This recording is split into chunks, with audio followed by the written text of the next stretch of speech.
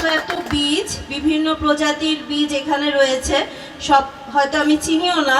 তো এটা যদি আমি পরিচিত হতে পারতাম, সময়টা যদি পেতাম, তাহলে আরো ভালো লাগতো। সুন্দরবন, যে সুন্দরবন আমাদেরকে বিভিন্ন ঝড় ঝামটা, যে কোনো ধরনের দুর্যোগ থেকে আমাদের রক্ষা করে। কিন্তু আমরা দীর্ঘদিন ধরে লক্ষ্য করছি যে সুন্দরবনের যে বীজ, সেই বীজগুলো আগে কি হতো, এইটা একেবারে প্রাকৃতিক উপায়ে সুন্দরবনের গাছ বিভিন্ন জায়গায় এখানে জন্ম নিত। কিন্তু এখন আমরা সুন্দরবনের যে বীজ, এই বীজগুলো যখন নদী দিয়ে ভেসে আছে, এগুলো আমরা লক্ষ্য করি যে এক শ্রেণীর মানুষ এই বীজগুলো ধরে জ্বালানি হিসাবে ব্যবহার করে। যেহেতু আমরা উপকূল এলাকায় বসবাস করি, বন্যা প্লাবিত এলাকা আমাদের, ঝড় ঝামটায় অনেক অনেক ক্ষতিগ্রস্ত হতে হয় আমাদের।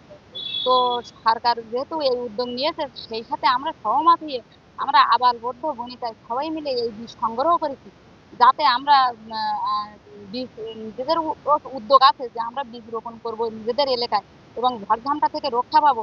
অনেক সময় গাছ আমাদের অনেক ঝড়ঝাপটা থেকে রক্ষা করে, সকল বৃষ্টি বাদল সবকিছু থেকে আমরা রক্ষা পাবো, পরিবেশ রক্ষা পাবে। এই বিধায় আমরা এই নিজেরাই এই উদ্যোগ নিয়ে নিজেরা গাছ লাগাবার জন্য এই উদ্যোগটা আমরা নিচ্ছি সরকারের সাথে সহমতই। আর একটা গাছ কাটলে আমাদের 10টা লাগাতে হয়, কিন্তু আমরা গাছ কাটি ঠিকই, কিন্তু আমরা গাছ লাগাই কম। তাই আমরা এই বীজ হাতে তুলে নিয়েছি। আমরা এই বীজগুলো রোপণ করব এবং রোপণ করে আমরা আমাদের ঝড় বৃষ্টি খরা এগুলো আমরা রক্ষা করার জন্য আমরা গাছ লাগাবো। 10 লক্ষ বীজ রোপণের উদ্যোগ নিয়েছে, তার সাথে আমরাও একতাবদ্ধতা হয়ে সংহতি জানিয়ে বীজ রোপণ করার উদ্যোগ নিয়েছি।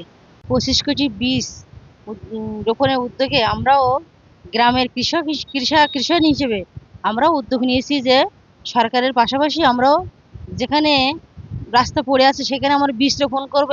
যে 1 মিলিয়ন বীজ সংরক্ষণ এবং যেগুলো লাগানোর পদক্ষেপ নিয়েছে, তারই পাশাপাশি আমরা স্থানীয় জনসংগঠন সেই বীজগুলো সংগ্রহ করছি, যেগুলো আগে ছিল এখন নেই। সেই বীজগুলো আমরা যাতে পুনরায় সংগ্রহ করে আমাদের উপকূলগুলোকে যারা আমরা রক্ষা করতে পারি, আবহাওয়া যাতে আমাদের উপরে বিরূপ প্রতিভাব না ফেলতে পারে, এই আবহাওয়া যাতে আমরা নিয়ন্ত্রণ করতে পারি অত্যাধিক বৃক্ষরোপণের পাশাপাশি, সেই জন্য আমরা হারিয়ে যাওয়া বীজগুলোর মধ্যে খেজুর, তাল, আম, জাম, কাঁঠাল এই সমস্ত বীজগুলো আমরা আমাদের সংগ্রহশালা রেখেছি এবং যেগুলো আমরা পরবর্তীতে এগুলো আমাদের প্রতিটি এলাকা, যেগুলো অনাবাদী এলাকা পড়ে থাকা রাস্তার পাশ, উপকূলীয় ভেড়িবাঁধের পাশ, এগুলো আমরা রোপণ করে আমরা সরকারের উদ্যোগকে আরও বলিষ্ঠ পদক্ষেপ হিসেবে আমরা সে জনগোষ্ঠী আমাদের চিন্তা চেতনাকে সরকারের সাথে সংযুক্ত করে ও সহমত ব্যক্ত করতে যাচ্ছি।